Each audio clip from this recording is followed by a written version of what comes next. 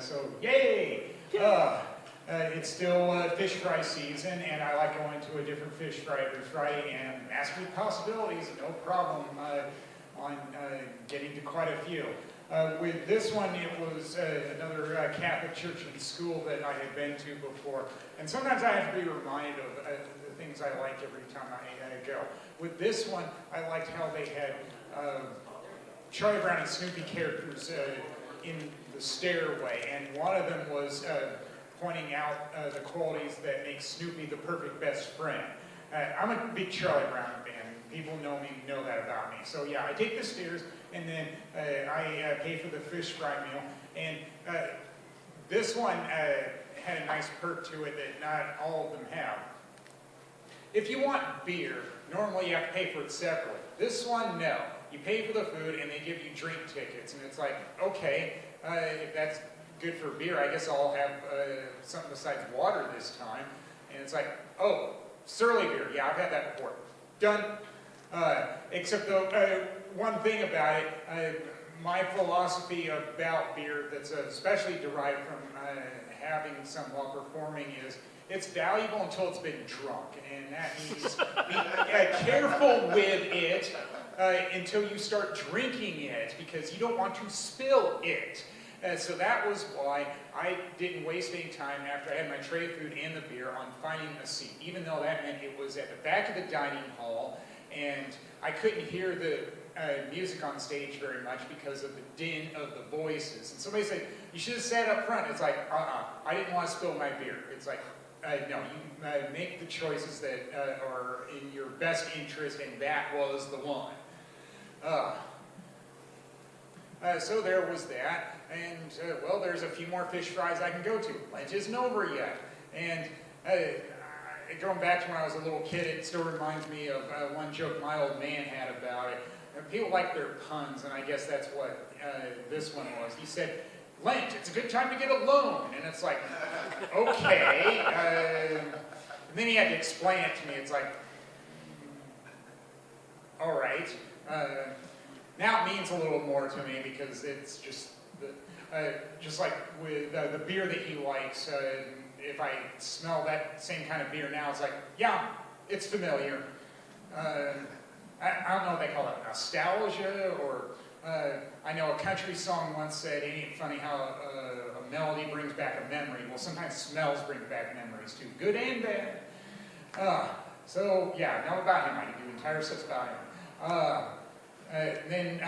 Yes, rest of the weekend, there was still more to do. I went to an open house at the French Alliance, also because I wanted to see the exhibit at the art gallery before the month was up.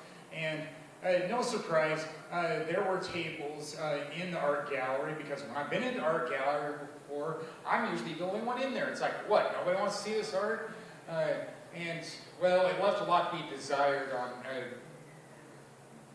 being there at the tables, because at one of them, there was one man who kept bogarting the lady at the table, and it's like, okay, I'll just move to the other table. And then he leaves, and she was promoting the film festival that's coming up in April.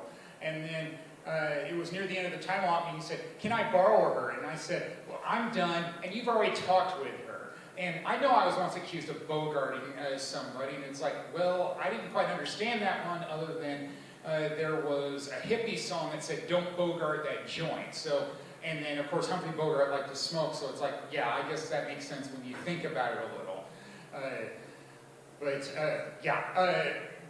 But it didn't get much better than the other table that I was at, because it was supposed to be about French history in Minnesota, and I'm familiar with some of that, or even in the Midwest as a whole. And I spoke having a Huguenot surname, and unfortunately, the conversations devolved into favorite sports teams, and then it sounded like I was stuck with justifying why I root for certain teams. It's like, fuck you. We have freedom of choice in America. I'll root for whatever team I want. And I even made the point of how even before the internet, with all the media that was available, radio and TV and the newspaper, cable TV too, is that you can follow whatever team you want. So there was that. And then I went to a meetup event. I like doing those at microbreweries. And it blew me away that there was one dude there that drove up from Rochester. It's like, yeah, that's a little over an hour away from the cities. It's like, what, not enough to do in Rochester? Guess not. I did speak about being in Rochester before, but it's not too often because there's a lot I can do in the cities. That's who I ended up chatting with the most. He was an IT guy at Mayo Clinic, and it's like, well, hopefully I'll see you at another event because, hey, you sound pretty cool to me. I asked what's his story. He didn't speak that much, but, well, if people know me, yeah, I was chatty there too, so I was able to fill in the time. And then, yes, I made it to another movie. Yay, I like movies. That shouldn't surprise anyone. I made it to the Trial of the Chose Classics, and when I heard the line Gathering Storm that David Lenander was doing his song, it reminded me of one of the songs I was hearing in the movie that I was attending, which was called Matewan, about a massacre in a mining town in West Virginia. Because there was I think that was the actual title of the song that I heard in the movie. I went to see it because I like James Earl Jones, and he was pretty cool in his role in the movie. But I also like the young dude that played the teenage preacher, and it's like, oh, all right. Just something about how he proved to be pretty good at it, even though nobody expected him to be because he was underage.